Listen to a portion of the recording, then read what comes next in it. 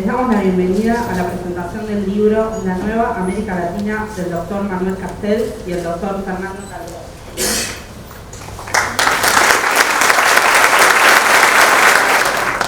Se encuentran presentes el señor rector de la Universidad Nacional de Lomas de Zamora, doctor Diego Molea, el decano de la Facultad de Ciencias Sociales, magíster Gustavo Naón, el secretario general de la Federación de Docentes de las Universidades Nacionales, doctor Daniel Ricci, y el secretario general de la Asociación de Docentes e Investigadores de la Universidad Nacional de Lomas de Zamora, magíster Miguel Cristal. También nos acompañan el decano de Ciencias Agrarias, Carlos Rossi, el decano de Ciencias Económicas, Gabriel Francignoni, y la decana de Derecho, María Fernanda Vázquez, además de autoridades de nuestra universidad y de otras universidades. En primer lugar nos dirigirá la palabra el doctor Diego Molea.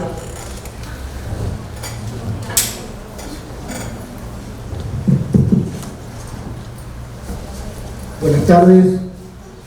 Realmente es un honor para nuestra universidad recibir hoy a Manuel Castells, a Fernando Calderón, quienes son personalidades relevantes en el mundo de las ciencias sociales a nivel mundial, y que hoy visiten esta universidad en el conurbano bonaerense, con lo que implica para nosotros, que somos la primera universidad creada en el conurbano hace casi 50 años, universidad que le dio la posibilidad a los hijos de los trabajadores de acceder a los estudios superiores. Y desde ese contexto, con el 80% de nuestros alumnos, que son primera generación de universitarios de su familia, para nosotros tener la visita de dos especialistas con una vasta trayectoria en las ciencias sociales a nivel mundial nos llena de orgullo. Y que hoy estén presentes los decanos de las otras facultades habla también de la implicancia en su obra. Manuel, quiero agradecerte realmente que estés presente en nuestra universidad. Para nosotros es uno de los hechos más importantes en términos académicos de los últimos tiempos, y tenerte en una facultad donde te estudian, donde siguen tu línea de pensamiento, donde eres una referencia. Bueno, aquí se ve la gran cantidad de alumnos, de jóvenes alumnos, estudiantes de esta universidad que te vienen a escuchar. Y justamente hoy, venir a presentar el libro, para nosotros hablar de América Latina en estos tiempos, en este día, cuando sabemos lo que viene sucediendo en Chile, los conflictos en Ecuador, de lo que poco se habla, pero los grandes exabruptos institucionales que están sucediendo en Brasil, que también nos preocupan mucho, pero por sobre todo lo que viene sucediendo en el pueblo hermano de Bolivia, donde como docente de derecho político que lo soy, y debiendo por mi obligación hacer una definición técnica de lo que está sucediendo, hoy en Bolivia hay una interrupción abrupta de un gobierno constitucional, y eso se llama golpe de Estado.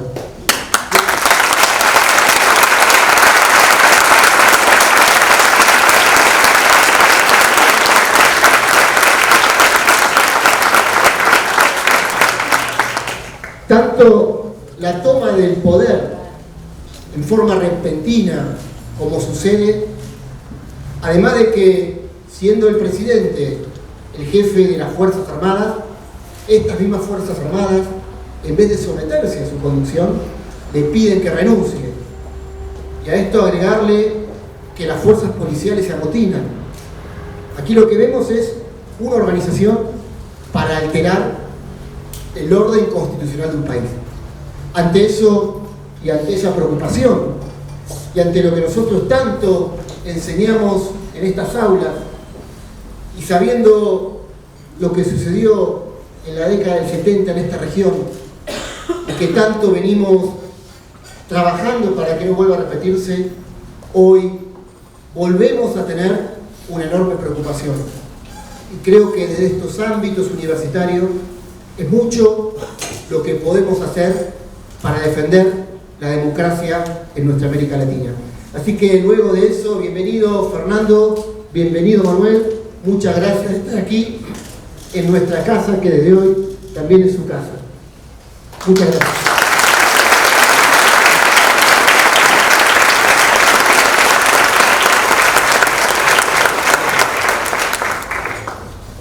A continuación,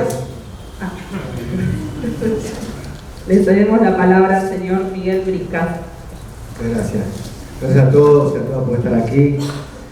Manuel, cuando me encontré en el pasillo, veníamos hablando, también cuando te recibí a ti, dije, bueno, si algo la Federación de Docentes, que siempre tiene de chiquito, tiene 3 pilares, que es la defensa de los derechos de los trabajadores y también la representación y la capacitación continua. Cuando con Daniel Ricci, que lo disculpo porque está llegando más tarde, nos propusimos conocer a Manuel y a Fernando, y la presentación de este libro, la verdad, les soy sincero, nos parecía podremos, llegaremos y se dará. Manuel estaba en Chile. Bueno, encaramos y llevamos adelante la visita de Castel en la Argentina y realmente nos enorgullece como gremio docente, que no solamente estamos presentes en las paritarias, sino que tener hoy aquí en el cruce de Lomas, como bien dijo el rector, en el cruce de Lomas, en la Universidad de Lomas, en la Primera Conurbana, en las facultades sociales, a un hombre que hemos leído. Entonces lo que leímos, ya de dar información y comunicación y poder y demás, tenerlo frente a nosotros es realmente un lujo, y lo vuelvo a agradecer, doctor, a usted también, que estén hoy aquí y lo vamos a disfrutar. Gracias.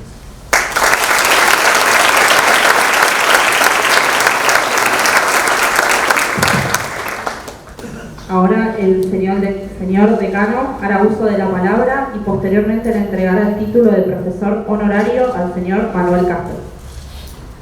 Buenas tardes a todas, a todos. La verdad que esta es una jornada de mucha alegría para esta Facultad de Ciencias Sociales,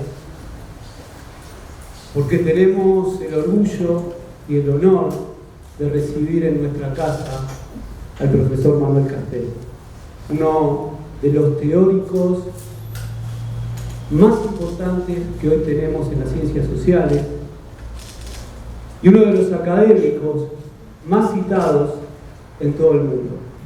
Quiero también agradecer, por supuesto, y resaltar la presencia de Fernando Calderón, coautor del libro La Nueva América Latina, destacado docente, investigador que tiene nuestra región. Agradezco la presencia del rector Diego Molea, agradezco la presencia de los decanos de la casa, de funcionarios de la universidad, del decano del Departamento de Ciencias Sociales de la Universidad Nacional de Avellaneda, Daniel Escribano, del vicerrector de la Universidad de Chilecito, Daniel López, la verdad, de nuestros docentes, graduados, graduadas, investigadores, investigadoras, estudiantes, no solo de nuestra casa, sino de todas las facultades que integran esta Universidad Nacional de Lomas de Zamora. Quiero agradecer a Perú, a Diulsa en particular, porque más allá de este hecho particular de tanta trascendencia, que es la posibilidad de que Manuel Castel venga a presentar a través de una conferencia este nuevo libro, hay un compromiso permanente de este gremio, no solo con la defensa de los derechos de los docentes, sino también con el compromiso por la calidad académica y el prestigio de nuestras universidades públicas, así que creo que es algo que tenemos que destacar. Como dijo Diego, este libro, que es La Nueva América Latina, se da en un momento muy difícil para nuestra región por el repudiable golpe ocurrido en Bolivia un hecho que nos causa preocupación, un hecho que nos causa mucho dolor y que desde esta Facultad de Ciencias Sociales y nuestra Universidad Nacional de Lomas de Zamora, por supuesto, condenamos enfáticamente. Quiero contarles que hace poco, justamente en este auditorio, reflexionábamos sobre nuestra América Latina y algunas de sus características y la describíamos como un escenario de convergencia, justamente entre democracias que se consolidaban formalmente y una desigualdad social creciente, ¿no?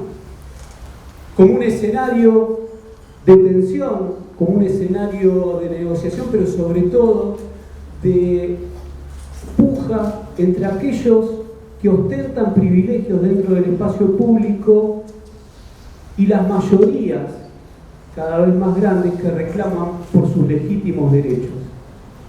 Manuel Castells nos enseñó que las sociedades son construcciones culturales y que la estructura que constituye a las sociedades en el siglo XXI es justamente la sociedad real. Formamos parte de sociedades con instituciones de la modernidad que se encuentran interpeladas, que atraviesan una verdadera crisis de representación y de legitimidad. Y en nuestras sociedades al mismo tiempo surgen nuevos colectivos que nos interpelan. El profesor Castells también nos enseñó cómo funciona y cómo se estructura el poder en estas sociedades. ¿Y qué es el poder? El poder justamente es aquello que se juega en nuestras mentes.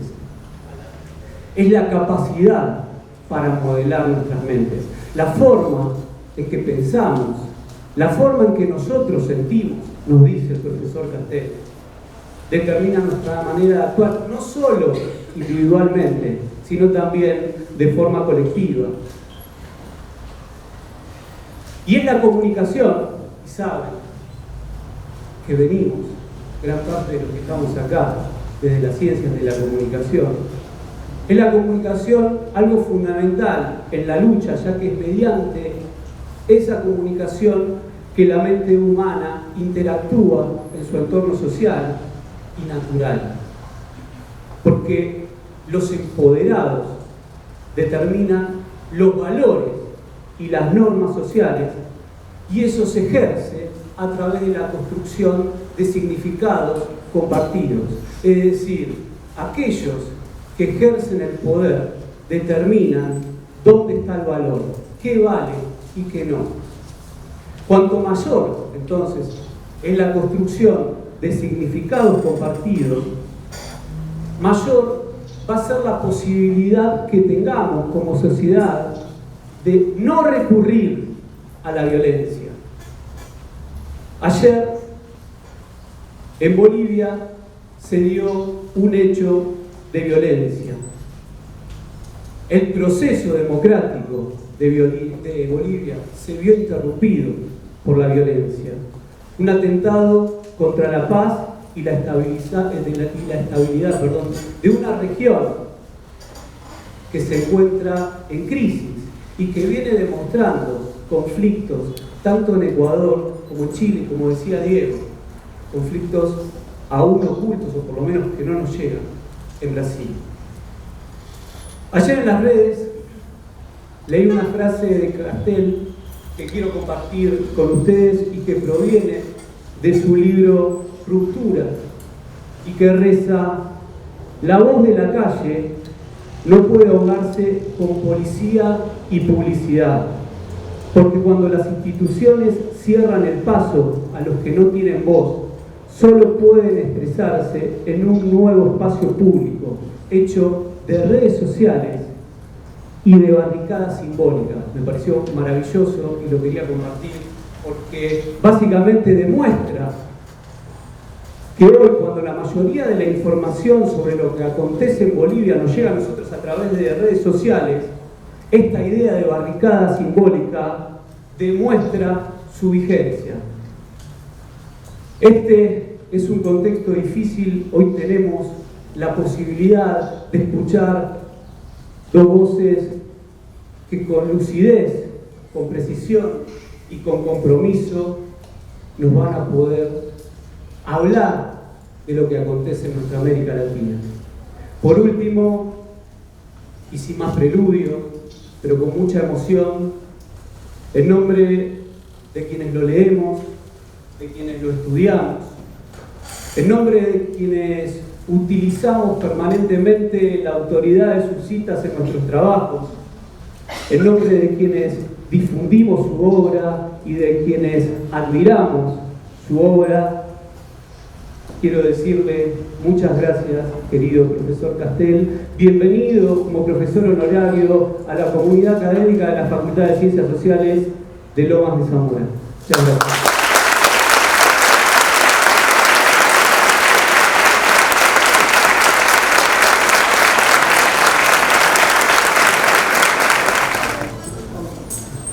Procedemos a la entrega del título de profesor honorario al señor Manuel Castel.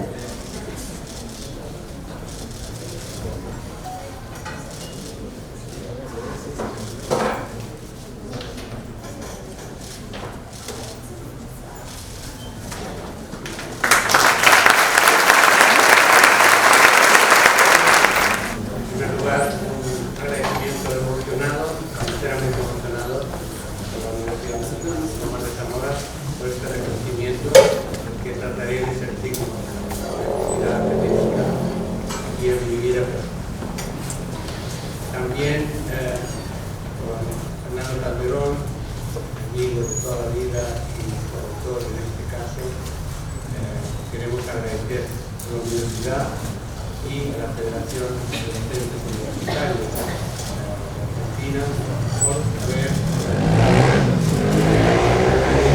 y darnos la oportunidad de estar aquí con ustedes. Y desde luego agradecerles a ustedes su presencia. Sin esto, en un sentido más. Entonces, no se preocupe, yo creo que sí. Gracias, Sí, bien, entonces, antes de empezar la presentación propiamente dicha del libro, que trataré de explicar la metodología que vamos a utilizar, en primer lugar, tenemos que decir una frase en nombre de los dos, de Fernando y mío propio, de condena absoluta del golpe de Estado en Bolivia y de un llamado desde aquí a la solidaridad de América Latina y del mundo contra la atrocidad que se está perpetrando en Bolivia.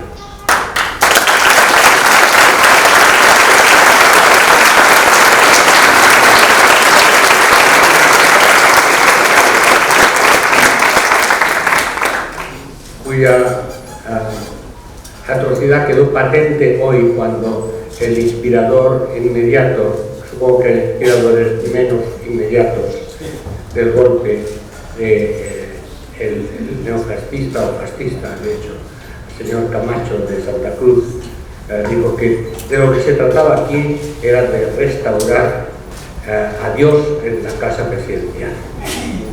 Ahora queda claro, ¿no? Y ahí es donde poderes geopolíticos, poderes evangélicos, poderes de negocios y últimamente, cuando no han podido de otra manera, el poder militar, como los viejos y horribles tiempos de América Latina, vuelve. Tengo que decir que en nuestro libro eso no está previsto.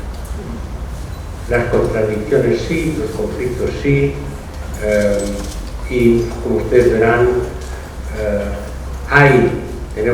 estamos atención a las idas y vueltas de América Latina, incluso del siglo XXI. Por tanto, no lo habíamos previsto, pero creo que se puede entender mejor en el contexto de lo que hemos analizado en nuestro libro. Pero en cualquier caso, antes de empezar la materia, evidentemente hoy es un día triste, es un día terrible. No pensamos que se volviera a este tipo de dominación. Ya estamos en la dominación por las redes, en la constitución interesada de desinformación y de de categorías demagógicas, digamos, a lo Bolsonaro. A lo mejor Bolsonaro pensó que como Bolivia no podía quitar el mejor que ayer, volver a los viejos métodos.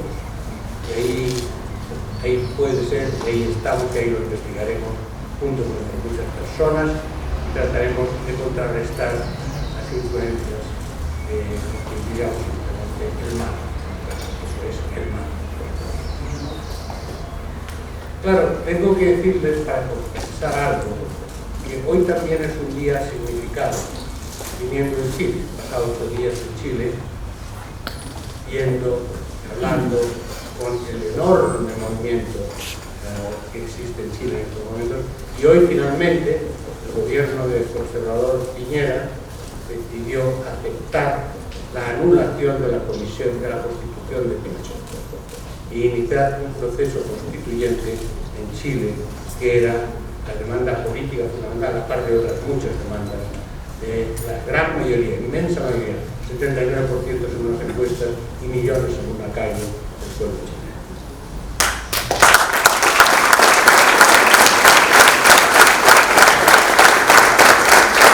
Estamos en las dos cosas.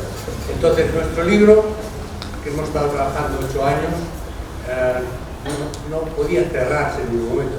De hecho, decidimos en un momento publicarlo, porque iba a seguir cambiando todo cada vez. Es un libro que está basado en una amplísima investigación empírica de 11 investigadores en muchos volúmenes, dirigida por Fernando Calderón, por un equipo basado en la Universidad Nacional de San Martín, humana, aspectos.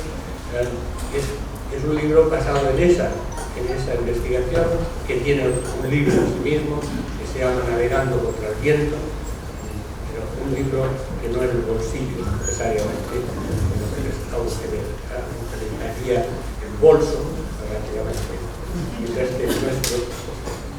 Señor Fernando, ¿no lo tienes? ¿Sí? No. Lo importante de un libro es su dimensión física. Miren qué librito, ahí está todo. Y por lo menos el precio de salida en México era $10. No sé, aquí los $12,000. Pero el precio de salida, y lo aceptamos, y publicar en la colección de breviarios del Fondo de Cultura Económica, a pesar de que nosotros mismos no lo podemos leer con esta ley. Pensamos que los que tienen ojos para leerlo sois vosotros, los estudiantes, y eso es lo que cuesta. Bueno, la idea es, por tanto, que este libro intenta enmarcar las transformaciones profundas de América Latina en múltiples dimensiones, la económica, la cultural, la política, la institucional, la economía criminal, el hundimiento de la religión católica, por ejemplo, y la crisis del Estado de América Latina. Y esto es lo que hemos intentado en una serie de pinceladas, más que por países, por temas, y no por todos los temas, por los temas que nos parecen decisivos en la configuración de todo lo que está pasando. ¿Por qué está pasando todo esto? Nosotros creemos que tiene relación con los conflictos, contradicciones culturales y sociales que han estado. La organización de esta presentación, que primero Fernando Calderón habla de la primera parte del libro y yo hablo de la segunda parte del libro, y luego para los supervivientes por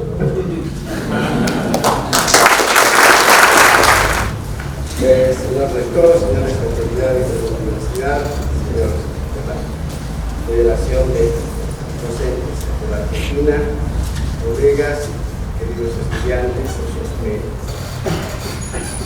Es verdad que es un día complicado, es un día difícil para mí, pero en el año 1946, el primer dirigente indígena boliviano que fundó el Congreso Indigenal, el primer Congreso Indigenal y la primera Confederación de Indígenas de Bolivia decía: podrán quizás derrotarnos, pero tenemos pechos de bronce, y el poderoso cóndor nos va a traer paz a nuestras almas. Esta idea de Chicana Rana, que así se llamaba este dirigente sindical, fue un antecedente fundamental para la Revolución Boliviana de 1952, cambio profundamente más grande que el mismo proceso de reformas nacional populares que hizo el gobierno de Evo Morales. Piensen solamente que 60.000 obreros y campesinos estuvieron armados en el proceso revolucionario que generó la Revolución del 52, y en la tesis trabajé yo y trabajamos con colegas bolivianos, pensamos que lo que significa el proceso político iniciado por esta orientación nacional popular dirigida por Evo Morales era como la segunda fase de la revolución nacional, y que fue iniciada con el mensaje de este dirigente campesino hace más de 60 años atrás. Yo estoy sumando y agradecerles a todos ustedes por la solidaridad que tienen con Bolivia, con la solidaridad con la gente, y como nunca. Y esto es quizás el capital social más importante de la Argentina. Es fundamental respetar y pelear por los derechos humanos y la paz. Hay una posibilidad de un proceso de violencia mucho más grande de lo que estamos viviendo. Ojalá que esto se pueda limitar y ojalá que la Argentina, todos ustedes, colaboren con esta empresa que es muy difícil, porque una cosa que hemos aprendido no solamente en este libro, sino en otros libros, en otras experiencias de vida sobre todo, es de que lo que pasa en un lugar pasa en otra cosa, en otro lugar también. Lo que pasa en la Argentina pasa en Bolivia, pasa en Chile, lo que pasa en Chile pasa en México y pasa aquí en todos nosotros. Entonces, triste proceso que hemos vivido y estamos viviendo los bolivianos es también un proceso. No es ajeno a lo que ustedes están diciendo, y eso es quizás uno de los argumentos que yo les logro con este libro que hemos hecho con Manuel. Se ha tenido el gusto y el placer de trabajar con Manuel Castells durante no sé, muchos años, no quiero decir cuántos, pero he aprendido mucho de él, ha sido un maestro, un amigo y un tocayo de la vida, y hemos pasado muchas aventuras también políticas en varios países, incluso en su España, Cataluña, que tampoco es ajeno a estas tragedias que han tenido. La investigación, como dijo Manuel, tiene como una de las referencias principales en Cristina Díaz Solano. Una de las referencias principales es una investigación que hicimos durante 3 años con el apoyo de Manuel Castells en 11 países de Latinoamérica sobre las transformaciones económicas y sociales. Era una red de universidades latinoamericanas, desde la UNAM en México hasta universidades en Valparaíso, en Bolivia, la Universidad San Simón, mi amigo mayor, espero que esté bien. Trabajamos durante todo ese tiempo, esa investigación y salió ese libro. Pero además, debo decir, de que, y esto es importante decirlo porque él es un fanático del compromiso con la calle, con entender no solamente la visión empírica, sino la civilización humana de lo que pasa en las gentes, y además hemos estado juntos a veces y a veces separados, visitando, discutiendo, dando charlas como estas en no sé, 8 o 9 países de América Latina, y además hemos discutido estas experiencias latinoamericanas en otras partes del mundo, y no solamente en Europa o en Estados Unidos. Es importante tener un pensamiento global sin perder nuestra identidad regional y nacional para entender lo que está pasando. Y en ese sentido, la colaboración y la participación de Manuel, no solamente para mí, sino para el conjunto de la producción académica, es absolutamente, y ha sido absolutamente fundamental. Dicho esta introducción, yo quisiera decir que el libro propiamente tal tiene la siguiente estructura. Tenemos una primera parte que organiza el conjunto del texto, que es probablemente la tesis y la elaboración analítica, o una de las partes de la elaboración analítica más fuerte y más dura y difícil, que es importante analizar, y trata de narrar de que tanto las políticas económicas orientadas por el mercado, llamadas neoliberales, como las orientadas por el Estado, llamadas neodesarrollistas o progresistas, han tenido y tienen serios límites de reproducción en los contextos de los cambios políticos nacionales, regionales y globales. Por eso pusimos el título de Navegar contra el viento. ¿Cómo coordinar equidad con productividad, con competitividad, con mantención del medio ambiente? Cómo innovar los procesos productivos y cómo a su vez mantener y reproducir un pluralismo democrático en el sentido que mencionaba Secano hoy día. Pero ciertamente hay que partir reconociendo cosas. América Latina, en este periodo neodesarrollista, en los países que son más de 10 que asumieron una orientación popular nacional desarrollista, tuvieron un crecimiento económico extraordinario, con una disminución de la pobreza muy importante, mejoraron como nunca los índices de desarrollo humano. En la Argentina se expandió la universidad, se respetó como nunca los derechos humanos. En ese sentido, aquí hay un ejemplo para todas partes. Se bajó la pobreza de una manera extraordinaria en toda la región. Sin embargo, no mejoramos en equidad y en igualdad en cero, en ninguna parte. A pesar que escucho a mis amigos chilenos, ¡oh, Chile! Bajó en pobreza, pero la igualdad bajó un poco. No bajó nada. Es una vergüenza, no solamente Chile, sino Argentina, Bolivia, ni qué decir de Brasil, y la misma Bolivia que hizo avances extraordinarios en baja la pobreza. No bajó en cero la desigualdad. El modelo latinoamericano es alta concentración entre los más ricos, disminución de la pobreza y de la extrema pobreza, lo que es un mérito, y se mantienen los niveles de igualdad. América Latina sigue siendo el continente más desigual del mundo. Y si no resolvemos los problemas estratégicos de igualdad, no vamos a resolver problemas ni de democracia, ni de desarrollo, ni de mercado, ni de Estado. Por lo tanto, es fundamental asumir este desafío como uno de los desafíos principales en la región. También en un momento en este periodo mejoró con idas y venidas la legitimidad de la democracia. No me olvidar cuando vine a la Argentina el año 2001, hicimos el primer informe de desarrollo humano de la Argentina. La gente decía que se vayan todos. En las encuestas que hicimos, mi amigo Portantiero salía que se vayan todos. Sin embargo, los argentinos no querían que se vaya la democracia. Todos querían que se quede la democracia.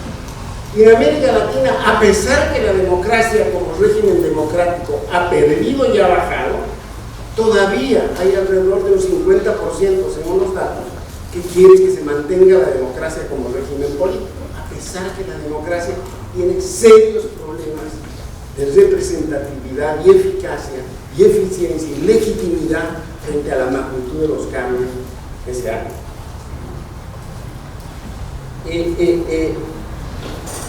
Ni qué decir del momento de crisis, que es el año 2001, y dio paso a los países más progresistas, a las experiencias políticas más progresistas, del tremendo fracaso del consenso de Washington. Fue un fracaso económico y fue un fracaso social, y afectó seriamente la estabilidad democrática en la región. Por eso surgieron los procesos internacionales. Pero estos han tenido serios problemas de reproducción. Esto que vivimos en Bolivia, claro, primero están los derechos humanos, primero está respetar el Estado de Derecho, pero en algún momento tenemos que analizar en serio procesos de derecho. Claro, el libro trabaja sobre esto, no referido exclusivamente a Bolivia, pero se trata del tema de Bolivia, tiene que ver con emergencias, nuevas clases medias que derechizaron su comportamiento político tiene que ver con frustración de expectativas, tiene que ver con serios problemas que hay que analizar y que están analizados en este caso. Lo mismo podríamos hablar de otros casos. El tema es cómo se reinventa la sociedad y cómo se reinventa la política para mantener y reproducir los valores y retomar lo mejor de las experiencias. Y en ese sentido, como síntesis de todo esto, hay una crisis de la legitimidad política de los sistemas de representación política en el conjunto de la región. Los partidos son las instituciones que tienen menos en la región. Sin embargo, esto quiero mencionar, esto a pesar de que ha habido regímenes neoliberales o regímenes nacional populares en su orientación, la sociedad latinoamericana en estos 30 años ha cambiado brutalmente. Tenemos otra Latinoamérica, a eso le hemos llamado la nueva Latinoamérica. Y en el texto hablamos, grosso modo, de 3 características que cambian, que ha habido, es otra la Latinoamérica. La primera son de carácter más estructural, que se refieren a cambio de condiciones estructurales y territoriales de base en América Latina. Se ha expandido, siguiendo la discusión y la producción empírica y teórica de Castells, profundizando nuestros casos nacionales, lo que hemos llamado economías extractivas informacionales. Ha habido una transición del extractivismo industrial al extractivismo informacional. Hay un nuevo dinamismo capitalismo informacional en América Latina que vincula la producción con el comercio y las finanzas a escala global.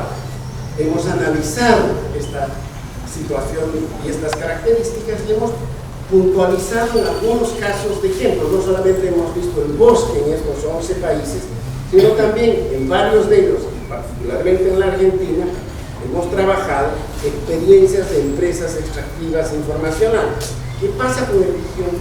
¿Cómo funciona el litio? Ustedes ya dependen del litio y no sabemos muy bien cómo funciona el litio. ¿Cómo funciona Vaca Muerta y el fracking? La harina de Vaca Muerta viene de la China, pero se cruza con intereses de las principales transnacionales del petróleo norteamericano. Es financiada por capital financiero oriental y tiene un proceso de participación estatal subordinado.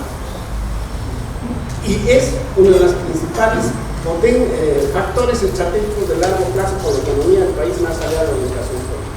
¿Cómo pensar? ¿Cómo afecta esto al medio ambiente? ¿Cómo afecta a las territorialidades? Conversar con mapuches de la zona fue fantástico. Estuvimos trabajando como 2 años en esas regiones. Lo mismo trabajamos no solamente en el litio, sino trabajamos en la Pampa Húmeda, en Casares.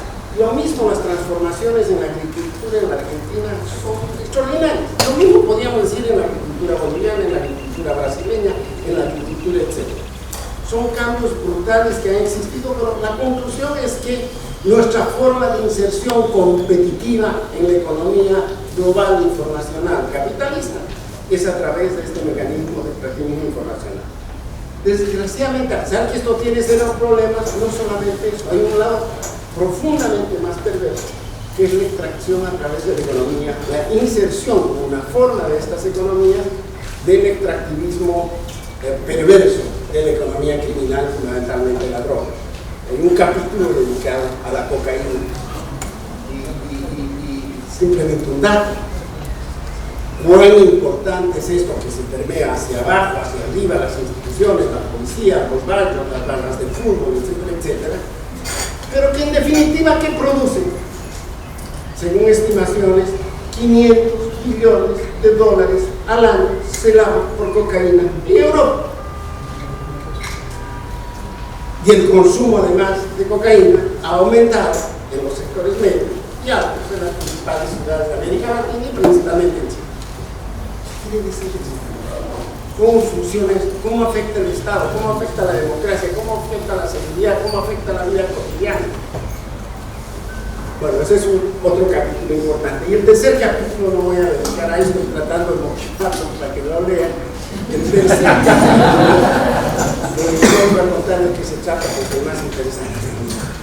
En el tercer capítulo trabajamos los cambios en la urbanización. América Latina es un continente urbano.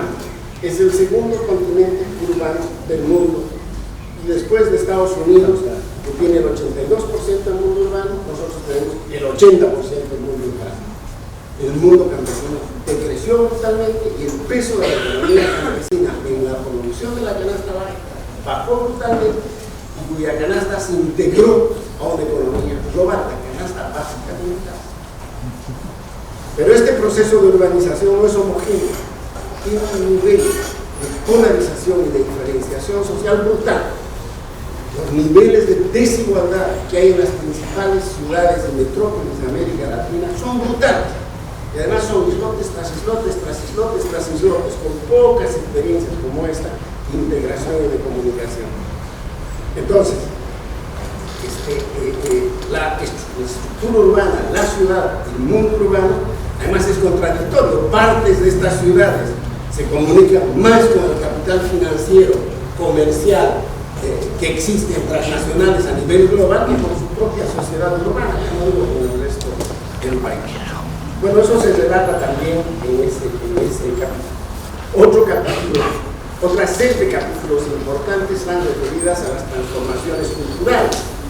En las transformaciones culturales que se dan en América Latina registramos varias tendencias y con bastante base empírica, no solamente con los datos empíricos que figuran en el libro, sino en una página web que tiene el libro, donde hay más de 500 cuadros que tratan de reforzar las tendencias empíricas que encontramos nosotros.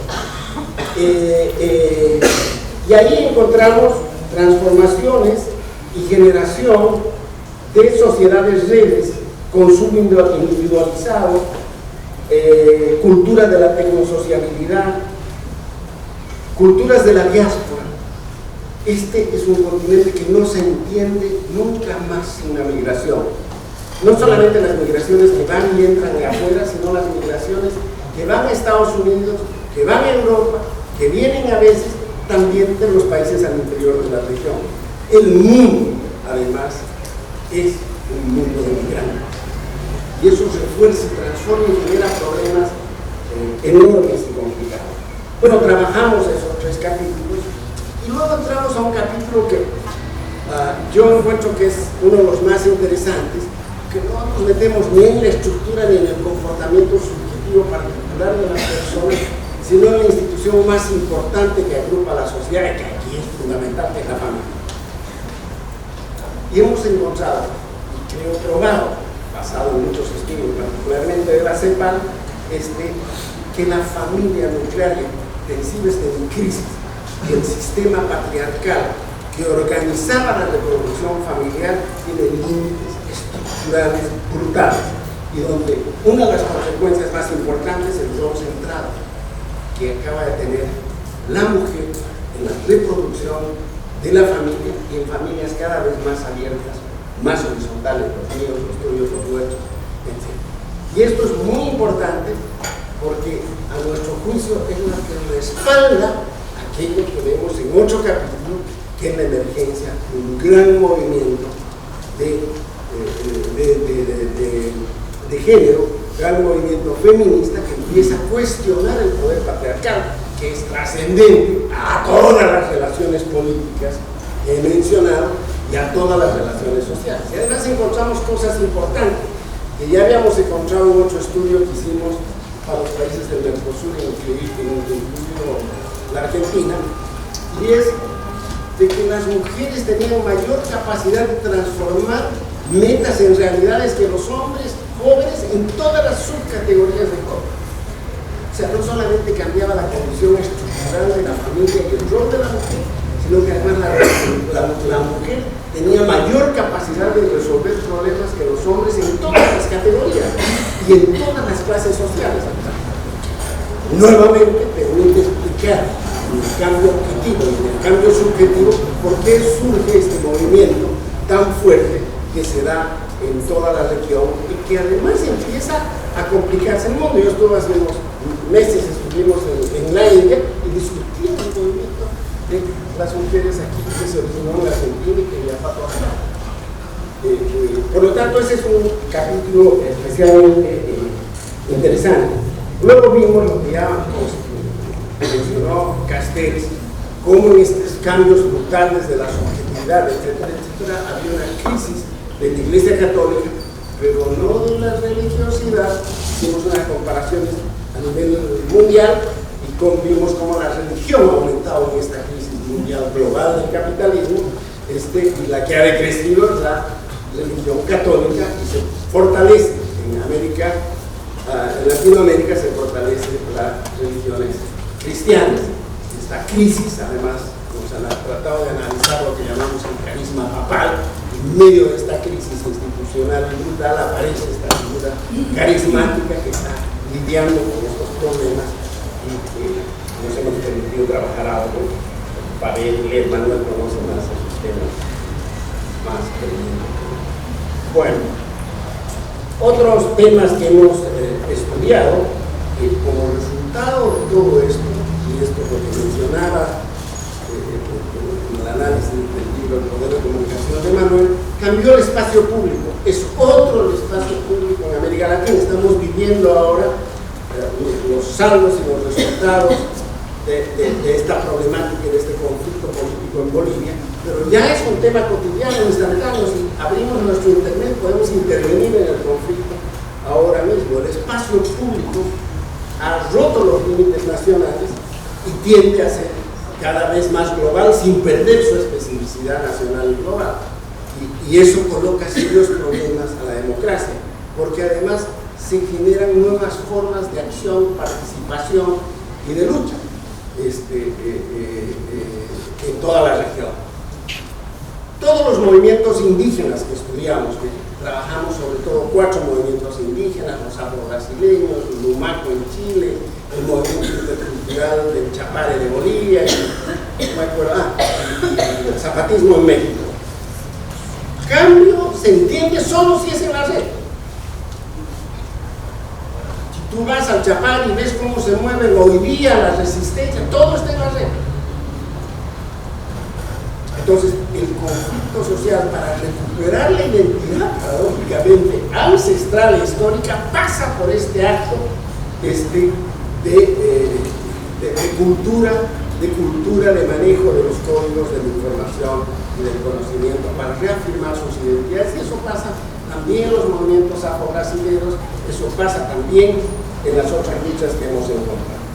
Pero no solamente existen esta resignificación de estos movimientos de identidad cultural, sino también hemos encontrado nuevas luchas en América Latina que son importantes, que tienen que ver con jóvenes que buscan recuperación étnica. Lo estamos viviendo ahora en Chile, se vivió en Brasil, en México, etc. Se analizan esos estudios que trabajamos. Hay estos movimientos de género que son transversales a toda la región. Hay movimientos que trabajamos también que son ecológicos, distintas luchas ecológicas, entre otras cosas contra el modelo extractivo, y que muy a menudo están vinculadas con movimientos indígenas que además tienen un perfil mundial. Para darles un ejemplo de la Argentina, cuando hacíamos las entrevistas a un dirigente mapuche de la Argentina, él en su oficina ahí en Neuquén, habían 10, 12 computadoras donde todos estaban trabajando y viendo los tipos de comunicación y planeando una acción con los Sioux en Estados Unidos contra el fracking. Entonces, eso está ya instalado en la realidad.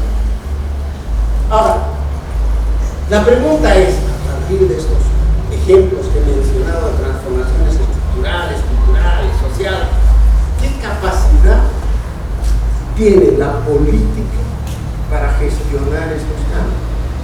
¿Qué capacidad tiene el sistema político para procesar los cambios, más allá de sus orientaciones? ¿Qué capacidad tiene el mercado regional o global para integrar esto si no es una perspectiva global? Es que la complejidad puede ser captada y entendida. ¿Y cómo afecta esto fundamentalmente al sistema político del Estado y a la subjetividad? Manuel no lo mencionó, pero él hizo un estudio similar en Europa. No sé en cuántos países, no me acuerdo, pero digamos, una veintena o 27 países en Europa, de cómo la crisis multiglobal generaba un proceso de descomposición y de crisis en la misma subjetividad de los europeos. O sea, a la europea, nosotros no somos europeos, pero a la europea hay los mismos síntomas, hay un tremendo malestar subjetivo con estos cambios que yo acabo de haber dado, y que la política y el Estado tienen serias dificultades por procesar. Y digo, esto le paso la parte más difícil acá.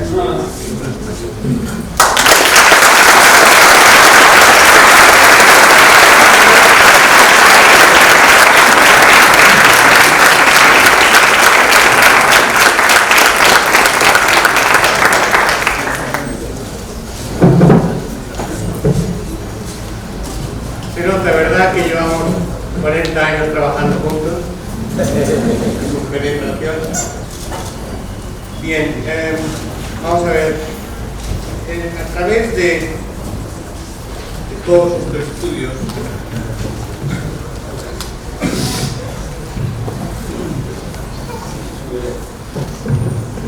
¿sí? ¿Oyen? Bueno, vamos a ver, la cuestión a la que llegamos finalmente es a que el núcleo tanto de las crisis como de los intentos de superar las crisis, como de las nuevas crisis relacionadas con los nuevos intentos de superar las crisis, está en el Estado. El Estado siempre ha sido central en América Latina, desde la colonia obviamente y a través de todo el desarrollo de América Latina, de toda la historia. Es una herencia maléfica que les dejamos como bomba de tiempo retardada a los españoles. No mis españoles, los suyos, porque los míos se quedaron en España. Entonces, lo que ocurre, hay dos cosas a la vez en el Estado. El papel central del Estado latinoamericano en todo este proceso del siglo XXI en América Latina. Uno es la crisis del sistema, de la representatividad y legitimidad del sistema político. Que pues voy a pasar rápido porque esto es general, el mundo, no son especiales. Desgraciadamente para el mundo, ustedes no son un caso especial. Son todos los países y todos los sistemas democráticos basados en la tradicional democracia liberal. Otra democracia por el momento no hay ni ha habido. Y los países más estables son dictaduras.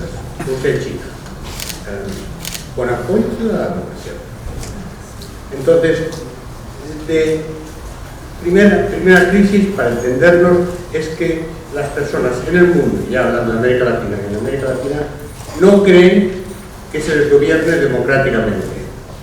El 83% de los latinoamericanos, según Naciones Unidas, no apoyan a ningún partido ni confían en ningún político. A nivel global de América Latina. Luego, claro, situaciones específicas en cada país, como la gente siempre quiere salir de alguna manera y ser optimista, la vida tiene que seguir, pues se agarran a cualquier esperanza, sale un nuevo líder, sale un nuevo partido, y bueno, pues nos agarramos a este. Claro que a veces son como Bolsonaro, que es así. Entonces, primera cuestión, no se cree en esta democracia. Como dijo muy bien Fernando, la gente sigue pensando en la democracia, sigue defendiendo la democracia, pero esta no. Esta, es decir, lo que existe, la democracia realmente existente en cada país. Esto es el tema que yo he abordado en mi libro, otro libro, que se llama Ruptura, la crisis de la democracia liberal, y con datos empíricos sobre todo el mundo. Pero esto es bastante serio, porque bien que mal era lo que teníamos, que en América Latina costó sangre, sudor y lágrimas llegar a esto, y cuando llegamos se vacía de contenido. No totalmente, no hay que exagerar, pero la gente lo piensa, la inmensa mayoría de los ciudadanos lo piensan, y algo habrán hecho los políticos y los sistemas partidarios para que esto sea tan generalizado. Primer problema. Pero segundo problema, muy ligado a esto, pero no es el mismo, lo que hemos ido descubriendo país tras país tras país, es lo que llamamos la corrupción sistémica del Estado. La corrupción sistémica del Estado. Recorriendo país por país, Estado por Estado, hay una profunda corrupción en todos los países del aparato del Estado, con dos pequeñitas excepciones, si quieren hablamos, que son paisitos, muy menores, pero paisitos, Costa Rica y Uruguay. En parte Costa Rica porque eliminaron las Fuerzas Armadas en 1948, único país en el mundo, cambiaron la Constitución para decir que lo que había antes para lo militar tenía que ser para educación y sanidad, y viven felices desde entonces en esta país. ¿Y saben quién no tiene golpes militares? Sí. Supongo tal vez sea la única posibilidad de mantener. Yo creía que hasta ahora había otros mecanismos de control, pero dado lo que está pasando en Bolivia, no. Ahí donde hay militares, depende. Bueno, entonces, ese tema de la corrupción sistémica del Estado es realmente el factor clave de toda la dinámica de todas las sociedades latinoamericanas en los últimos 20 años. Sin entrar en detalle de cada uno, simplemente recuerdo en Perú, 5 presidentes sucesivos en la cárcel, en el exilio o suicidados por corrupción.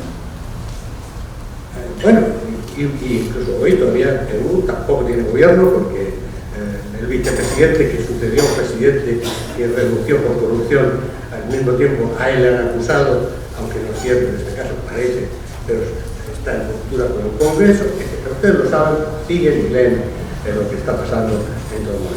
Pero bueno, hay algo muy serio en lo que está pasando esto, porque quiere decir que las instituciones no funcionan, y entonces incluso cuando llegan, estoy hablando del Estado, lo que dije anteriormente del sistema político, no es exactamente lo mismo. El Estado son las instituciones, el sistema político es parte institucional, pero depende de partidos, de liderazgos, de relación con la sociedad. Estamos hablando de las instituciones del Estado. ¿Y por qué?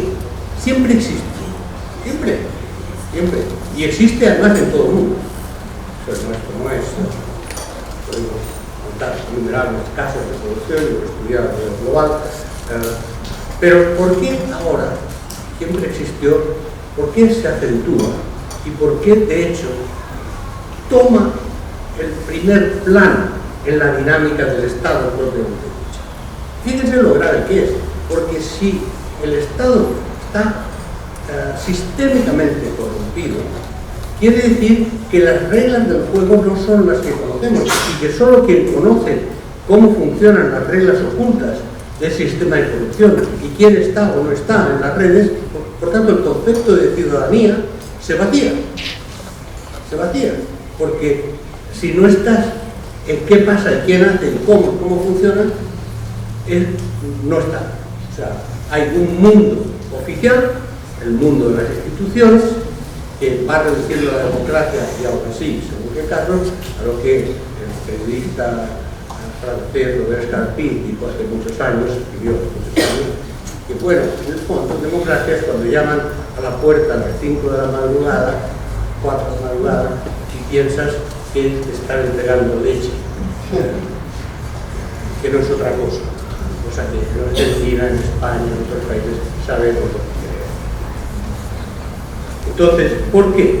Miren, ¿por qué hay acentuación? ¿Por qué según Transparencia Internacional se agrava en todos los países? Porque los índices de corrupción del Estado aumentan. Por varias razones. Nunca hay una sola. La primera es por el nuevo papel del Estado, tanto en el neoliberalismo como en el neodesarrollismo. Porque en la globalización, es decir, en la articulación económica, tecnológica, cultural, mediática, entre lo nacional, lo local y lo global, el conector de estos circuitos globales, nacionales, locales, es el Estado. Pasa por el Estado como conector. Y entonces una forma de la competencia entre distintos actores económicos, tecnológicos y de influencia mediática pasa por obtener favores del Estado con respecto a otros competidores. Con lo cual hay una enorme capacidad de corrupción que todas las grandes multinacionales lo tienen en su presupuesto. Entre el 5 y el 20% según países y regiones está considerado que lo tienen que tener allí porque como todos lo hacen, si no lo hacen unos, entonces no tienen ventaja competitiva con respecto a los otros.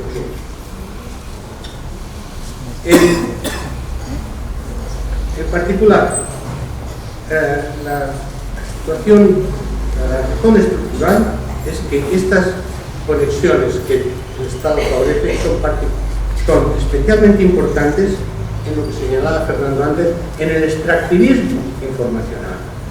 Quiere decir licencias para operar, quiere decir permisos para olvidarse de las leyes medioambientales, quiere decir permisos para desplazar a poblaciones, quiere decir permisos para actuar en función del interés de la extracción y no de una estrategia de desarrollo más amplia. Ese permiso de operar, extraer y llevárselo a través de una gran capacidad tecnológica de hacerlo, ese permiso depende, en último término, de concesiones del Estado y de contratos firmados y de licencias del Estado. Por tanto, una enorme presión para que esos mercados se desarrollen. La urbanización masiva de la región, a la que Fernando también aludió. ¿Qué quiere decir? Quiere decir enormes proyectos de construcción, aunque sabemos que más del tercio de las construcciones urbanas en América Latina son informales, aunque no quiere decir que no sean de mercado, tienen que ser de otros mercados especulativos informales.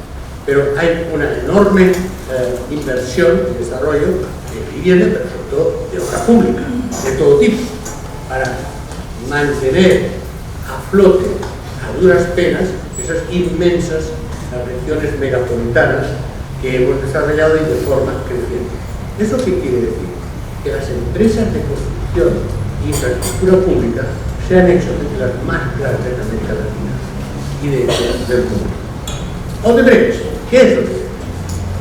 Cierto, la creó en realidad el Estado brasileño a través de los contratos de Petrobras y otras empresas públicas para consolidar una líder continental de la construcción y la infraestructura pública.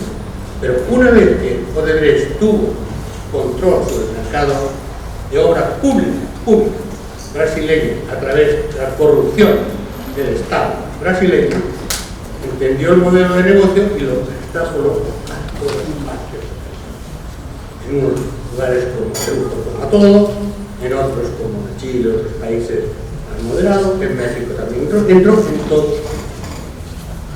Odebrecht ha sido, empíricamente hablando, la mayor corruptora de gobiernos y políticos, jueces, en el conjunto de la Argentina, después de narco. Entonces, la cuestión de la corrupción del Estado también se está acentuando por elementos propiamente culturales, porque la ideología neoliberal, que no es una política, sino es una ideología. Hay una frase muy interesante del subcomandante Marcos en uno de sus panfletos, cuando habla de profundas conversaciones filosóficas con Dorito, ya saben. Dorito es un escarabajo de la selva, con quien habla, no tenía nadie más con quien hablar. Entonces, dice, Dorito, me preguntas que qué es el neoliberalismo. No es una doctrina económica, no es una teoría, no es nada, es pura mierda teórica. Bueno, en parte esto es lo que se aplica. Liberalismo sabemos lo que es, y es la aplicación al mercado de una serie de principios puede estar de acuerdo o no, que está elaborada la teoría neoclásica, no neoliberal.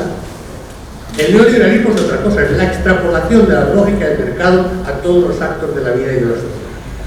Es distinto. No es el mercado, es la sociedad, supongo, la cultura y la psicología. Está el consumismo hiperindividualista, ahí está la competitividad salvaje entre personas, ahí está quítate tú que me pongo yo. Eso se extrapola al mundo de la política. Y el politólogo francés Guénon tiene un argumento bastante interesante. En un mundo de colapso de ideologías tradicionales políticas, en que más o menos unos políticos por lo menos intentaban ser coherentes con un cierto paradigma, en un mundo en que eso ya no existe, que el paradigma es la maximación de beneficio individual, eso produció la política, y es decir, que hay que aprovechar el momento que se está en el poder para acumular lo más posible e invertirlo luego en otras cosas al salir. Aumenta, es otro factor que ha ido aumentando la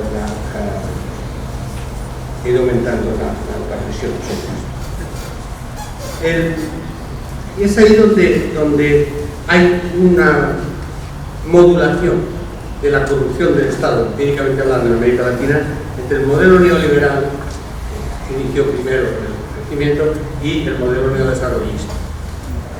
Claro, conservadores, progresistas, los dos han impulsado la corrupción, pero por mecanismos diferentes. El neoliberal, todo para mí. Individualismo competitivo, etcétera, y no aceptar ninguna norma.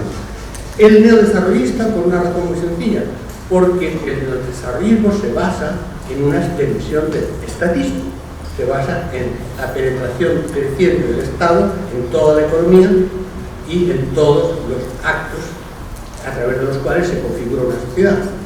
Si hay corrupción en el Estado, cuanto más estatista es una sociedad, más se expande y se difunde la corrupción, que es exactamente lo que pasó en Brasil.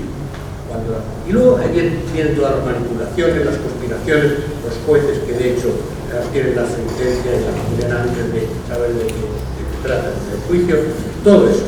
Pero hay algo más básico, que es que las nuevas clases medias que se formaron llegaron a un momento en que vieron sí, habían aumentado sus condiciones de vida, pero se encontraban en un Estado en el que las reglas las imponían la burocracia del Estado, de derecha o de izquierda, pero una burocratización y una falta de respuesta a las peticiones públicas.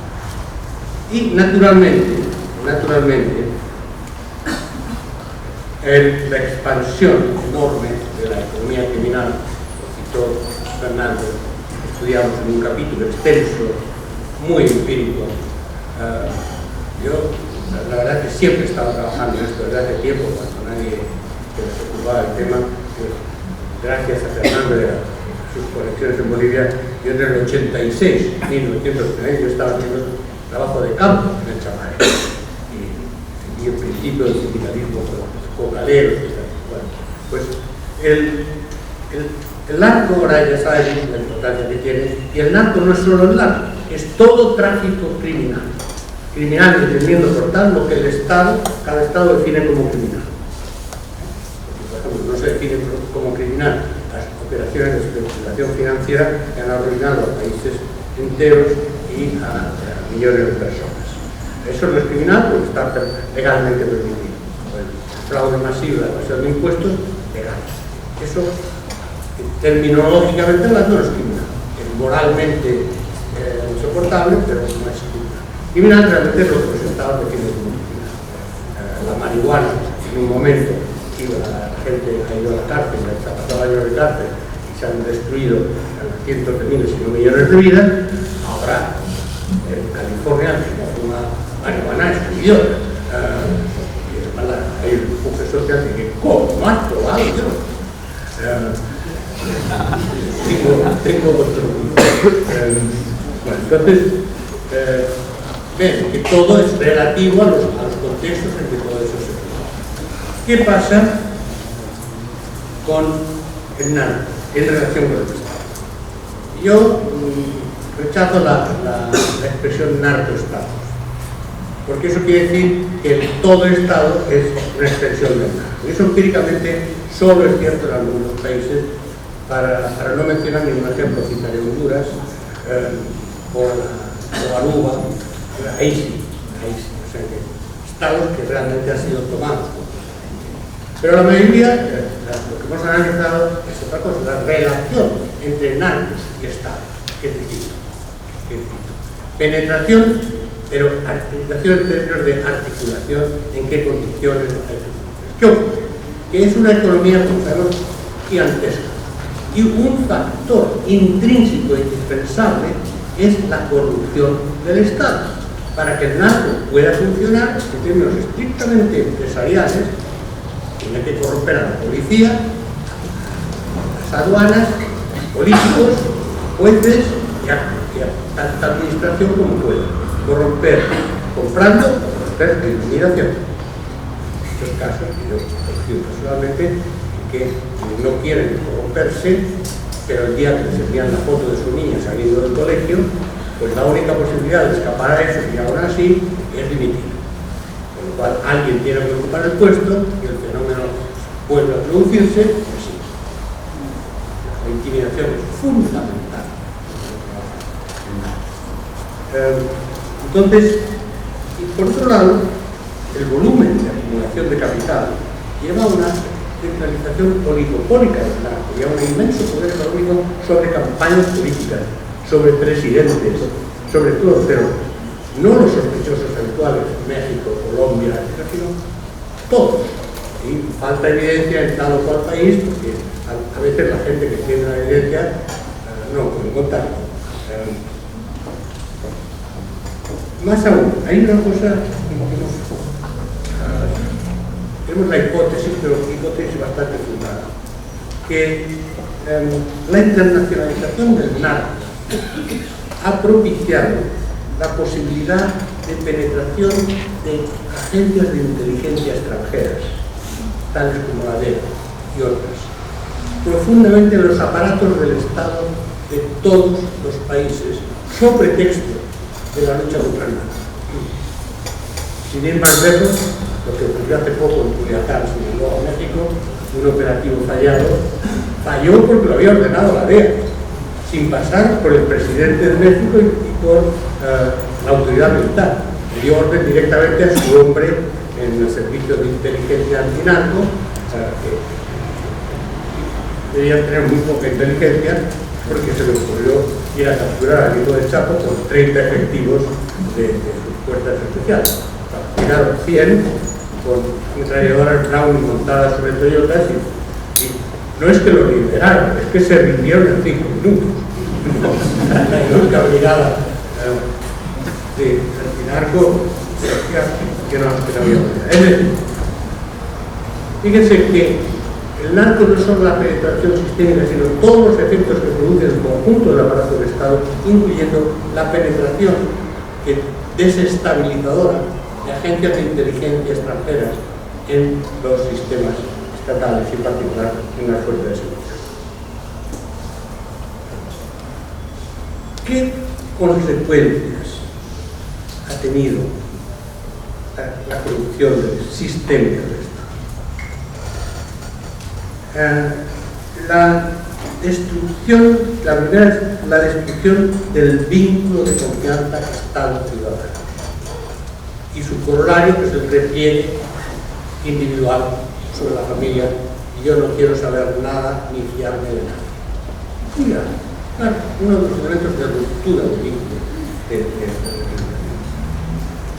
segundo, de la relación con el narco surgen los principales escándalos, y esos escándalos se establecen como formas de lucha política. Yo denuncio tu escándalo, tú denuncias el mío, todos tenemos que tener munición preparada, y algunos funcionan, otros no, dentro de los efectos de liquidar su candidato del partido, pero lo que sí funciona es que como todos lo hacen, lo que cae en picado es la confianza en cualquiera de los agentes políticos y las instituciones del Estado. Y como todos tienen algo que ocultar, todos prometen, todos mienten y se generaliza el cinismo respecto al Estado de las instituciones. Se produce también algo esencial, que es la judicialización de la política. En último término son los jueces. ¿Y qué hacen? Las empresas que corrompen, los narcos que intimidan o corrompen, pues extienden el sistema a los jueces. Y por tanto, la politización de la judicialización de la política y la politización de la justicia conlleva la corrupción de la justicia en sí misma. ¿Y qué hacemos? La última instancia, el juez que tendría, el árbitro que tendría que mediar entre todo esto, tampoco existe, porque también está penetrado, porque también es un aparato del Estado y porque la mayor parte de los jueces están nombrados por influencias o actos políticos. Por tanto, la separación de poderes ha dejado de existir. El legislativo y el ejecutivo, que quiere que compaginar de alguna manera según los sistemas electorales, presidencial o no, y el judicial depende de los dos, y los tres dependen de la corrupción. Grave. ¿Es posible limitar, encauzar, domesticar la corrupción política? Bueno, sí y no bajo ciertas condiciones. La gente habla de la naturaleza humana. Sí, pero la naturaleza humana no es solo que todos seamos perversos, malos y dispuestos a ser corruptidos. En realidad hay un gran debate filosófico de la historia del pensamiento, que yo resumo en las ideas de Hobbes o las ideas de Rousseau. El hombre lobo, el hombre malo, y que por tanto requiere un sistema autoritario para controlar sus bajos instintos, y Rousseau, que todos nos amamos, que hacemos un contrato social, y maravilloso. Bueno, pues resulta en pequeños granajes que los dos son ciertos. Yo tiendo pensar que la evidencia histórica empuja más hacia Hobbes, ¿vale? Pero en términos de lo que estamos hablando ahora, de los líderes, los personajes políticos, ministros, etc., ocurre que es que todos somos a la vez Hobbesianos y todos somos ángeles y demonios, y por tanto siempre decimos, somos capaces de los actos más heroicos y más generosos, y somos capaces de lo otro también, siempre. ¿Y qué pasa cuándo, cómo, para quién? Es aleatorio. Es bastante aleatorio. Con lo cual, la naturaleza humana, digamos, es tan aleatoria, en términos puramente de causalidad estadística, no es una variable explicativa, porque puede ir en cualquier sitio, de un lado a otro, y por consiguiente tenemos que actuar como si fuera una constante. Una variable que no es predecible es una constante. Por lo tanto, la cuestión es ver cuáles son los elementos que permiten este tipo de acción. ¿Puede controlarse? Más dos simplemente ideas que apuntamos en el libro. Uno, mirar qué países son menos corruptos o poco corruptos. Son 2,5. Costa Rica, Uruguay y el medio es Chile. Porque Chile, bajo Pinochet, era absolutamente corrupto. Un presidente con 14 pasaportes falsos y cuentas en todos los bancos extranjeros, era el indicador de la corrupción, y obviamente todo el sistema lo ofrece. Controlado empíricamente por mil investigaciones periodísticas. Y luego, en el primer periodo de la Constitución Democrática, hubo una relativa limpieza del Estado, y la Amnistía Internacional lo trasladaba con eso, pero después ha habido una degeneración muy seria, que ha alcanzado a todos, a Sospenta, a Chiniqui, muchos. Por tanto, ya no está en la lista, está en la lista de transición de la poca corrupción a la corrupción normal. Costa Rica y Uruguay, bueno, son países que tienen factores importantes, uno, claro, Costa Rica no hay ejército, no necesariamente detiene la corrupción, pero son los países de menor desigualdad, mayor nivel de educación, existencia de un estado de bienestar, tradición democrática en el caso de Costa Rica y democrática después de lo que se llamaron en Uruguay, en la Revolución de 2001, y un poder judicial relativamente independiente. Bueno, ahí hay ingredientes, pero cómo se escala eso es una cuestión de la política de cada país. Pero por lo menos tenemos ingredientes. Hay unos casos experimentales pero en general la tendencia de América Latina va en otra situación, y Uruguay en concreto está en peligro. Bueno, los dos, Costa Rica y Uruguay, están en peligro porque el narco ha entrado como países de paso, con plataformas, pero ha entrado cada vez más. Y el otro aspecto que también es común a los dos países ahora y que es un peligro de desestabilización son los evangélicos, que pueden decir la próxima elección de Uruguay, que estuvieron a punto de decidir la última elección de Costa Rica, y que, aunque sean religiosos o aparentemente religiosos, son un factor de corrupción, porque se ligan a la vez a los políticos más corruptos y a los narcos. Por eso, presidentes como Bolsonaro y como casi el líder del golpe en Bolivia, etc., son evangélicos, están ligados en gran parte por responsabilidad de la Iglesia Católica, que se ocupó de los ricos y dejó a los pobres en gran parte de las situaciones, a pesar del heroísmo individual de muchos sacerdotes y monjas católicos. Pero la jerarquía eclesiástica, recuerdo por el Papa Francisco, que intenta detener la pérdida de partes del mercado que está ocurriendo en América Latina, todo lo que dijo a los obispos brasileños, que tenéis que dejar vuestros palacios y vivir con los pobres. Digo, sí, Santo Padre, no se preocupen. Y a los chilenos les echó una bronca, que la respuesta fue dimitir todo. Es como no dimitir, claro. Entonces, es suficientemente complicado para que no se pueda ser muy optimista en el corto. La conclusión de nuestro libro es violenta y depresiva. Primero, en el sentido de que no escondemos ninguna lista. Y identificamos cómo está el conjunto de América Latina en una metáfora. Y por otro lado, no decimos cómo se puede salir de ahí,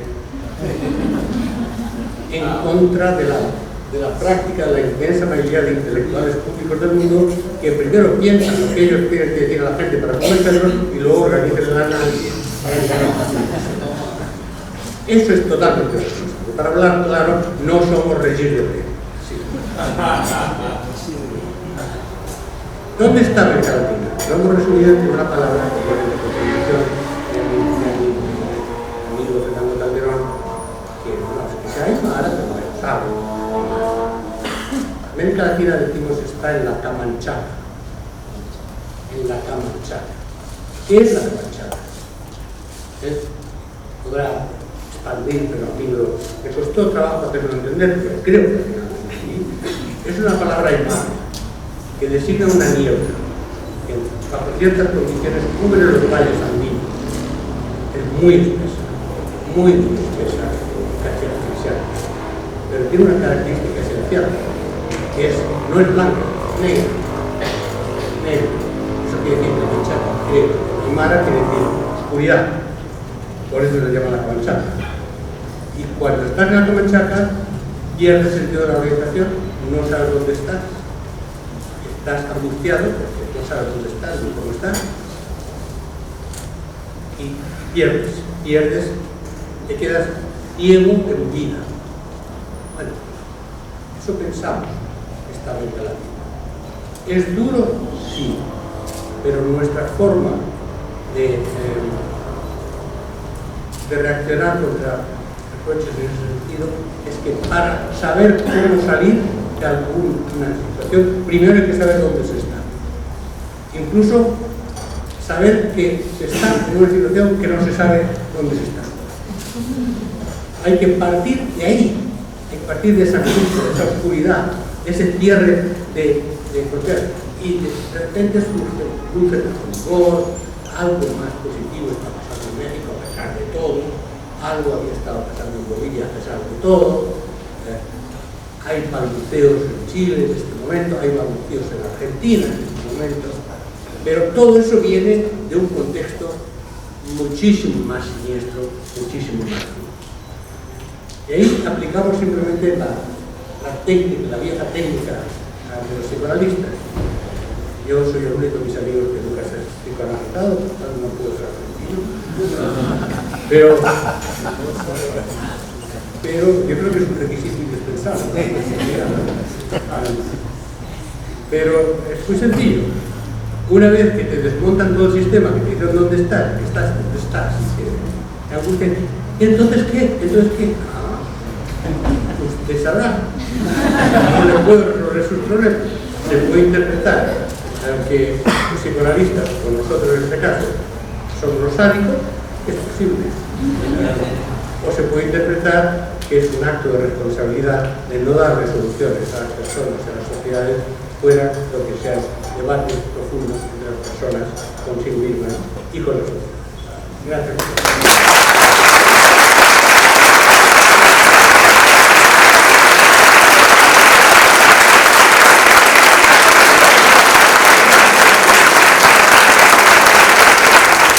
Manuel, esto no es un abuso de poder, simplemente es incentivar a los alumnos a que luego puedan continuar con las preguntas y aprovechando esta posibilidad y esta enorme disertación que has hecho, en la cual nos has dejado un gran mensaje y la responsabilidad de nosotros de debatir a ver cómo salimos de esta enorme crisis por la que atravesamos en la región. Tú hablaste de 3 males en general que son los que aquejan a América Latina. Uno es el de la corrupción, una corrupción estructural en la gestión del Estado, tema que está en la agenda pública. Es algo en lo cual la población habla, discute, es un tema que estamos atendiendo y que la ciudadanía comprende como un mal y busca soluciones. Otro es la politización de la justicia o la intromisión de otros actores sobre el Poder Judicial para lograr beneficios para sí. Esto también está en la agenda pública, se discute mucho sobre el accionar de la justicia y nuestra sociedad generalmente interpela el funcionamiento del Poder Judicial. Pero el tercer mal que ha nombrado, que es el narcotráfico y la incidencia del narco, es algo que no está en la agenda pública, que por lo menos en nuestro país no se discute tanto como si hablamos de corrupción y hablamos de la influencia sobre el Poder Judicial. En otros países de la región sabemos que los narcos han avanzado más y hasta interfieren y definen sobre miembros del Poder Judicial, del Poder Ejecutivo y del Legislativo. Es algo que todavía no percibimos tan fuertemente en Argentina, pero sí nos preocupa que es un tema que no se habla tanto con la problemática que implica. ¿Por qué crees que nosotros hemos tomado en la agenda pública la corrupción y la justicia y no el narco como un problema estructural argentino? Tema fundamental. Vamos a ver, primero, los temas de agenda pública y de corrupción del Estado, son temas complejos porque cuando se abordan desde el sistema político, se abordan interesadamente. El corrupto siempre es el otro. Y esto quiere decir que la lucha contra la corrupción del Estado tiene que partir de mecanismos que empoderen a 2 tipos de instrumentos. Uno, el periodismo profesional investigativo, que sea protegido y protegido por sus propias empresas que frecuentemente no lo. Y otro, las redes sociales son elementos fundamentales de control, de información y que en ese sentido yo creo que se puede estar. En algunos casos también hay unidades institucionales de lucha contra la corrupción. Pasa que en muchos países la primera unidad se corrompe. Por eso, yo veo algunas lucecitas en todo esto. Y miren, México es el país en que más profundamente el Estado ha sido penetrado por la corrupción, el narco, etc. Y hay una lucha, se piense lo que se piense de López Obrador. Él ha puesto como primera agenda pública, como número uno, y habla cada día a las 7 de la mañana de la corrupción del Estado. No de los narcos solo, de la corrupción del Estado. Y ha nombrado un ministerio. Este libro, por razones obvias, pues estaba en México, Fernando pidió que se iba a la India, lo presenté yo en México, y uno de los temas que señalamos, ¿quién me presentó este libro? Una amiga que es la ministra de la Función Pública encargada de la lucha contra la corrupción. Hay que tener lo que se dice para hacer esto. Pero además, incorruptible, académica, doctora en la Universidad de California, y que se la juega y se la juega, y además va sin protección. Además va sin protección. Y con un argumento que, bueno, dice, oye, pero por favor, mira, si estás en la lista, te marcan. Si tú tienes 2 guardaespaldas, tienes un 10 sicarios. O sea, que la cuestión es saber si estás en la lista o no, y mejor que no lo sepas. Un argumento bastante bueno. Yo, como sé exactamente quién es ella y cómo es ella y por qué es ella, Irma Sandoval se llama, sé que hay una autoridad política que lo está intentando, que lo está haciendo con todas las dificultades. ¿Hasta dónde va a poder llegar? Será la primera vez en 25 años que consiguen empezar a luchar contra la corrupción sistémica y penetrada por el narco.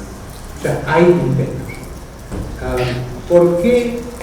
Entonces, la primera pregunta sobre su pregunta es si hay o no una penetración fuerte del narco en Argentina.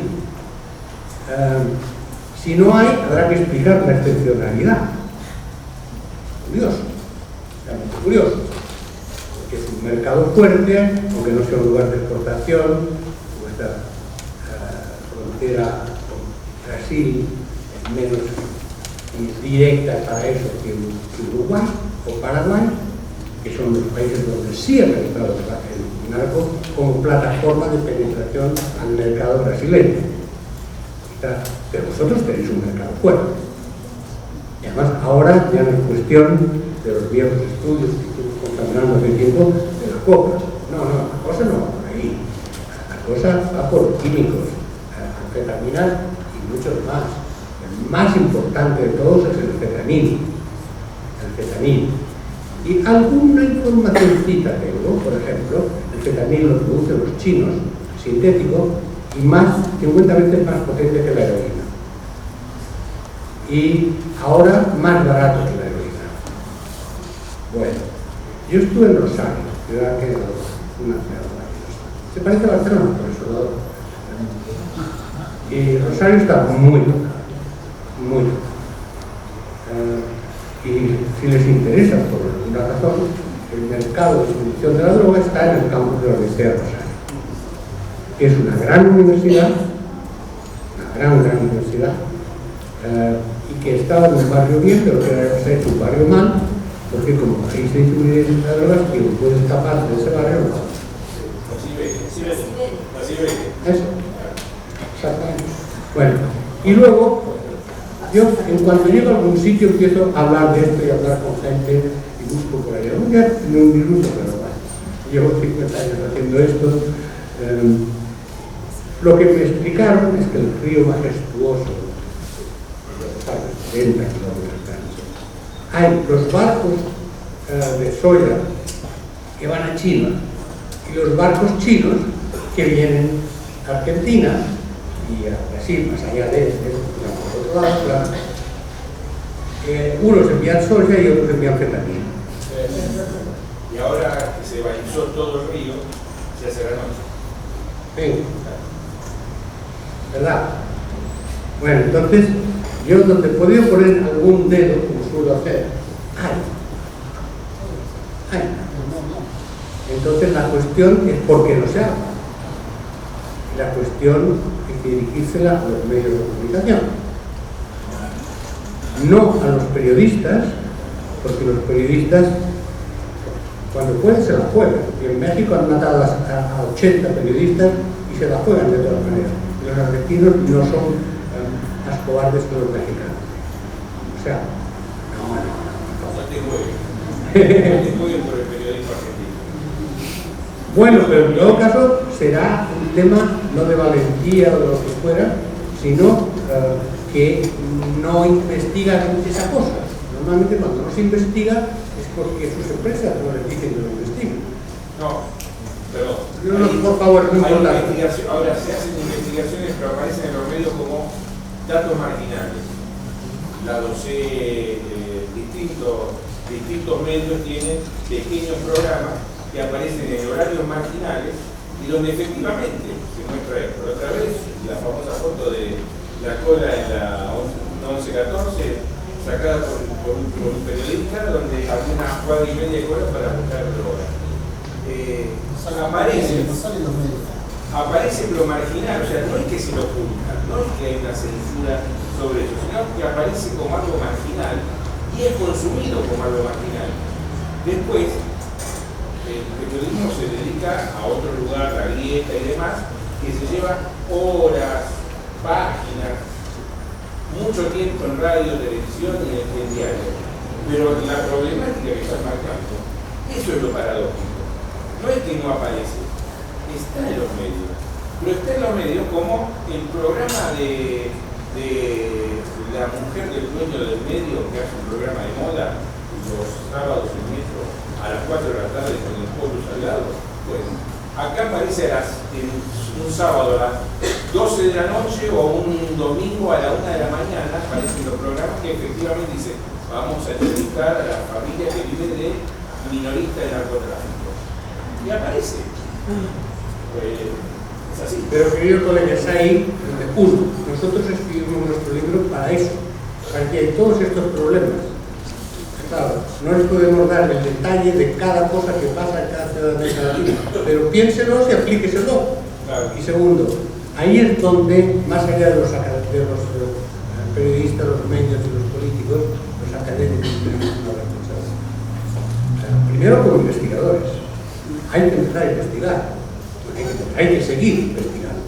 Yo la primera vez que hablé de esto hace muchos años en un gran seminario internacional cerrado, buenos economistas y amigos de Estados Unidos, recibí la respuesta: tiene razón Manuel, esto es un fenómeno fundamental para la América Latina, la economía criminal, pero como no podemos medirlo, es mejor ignorarlo.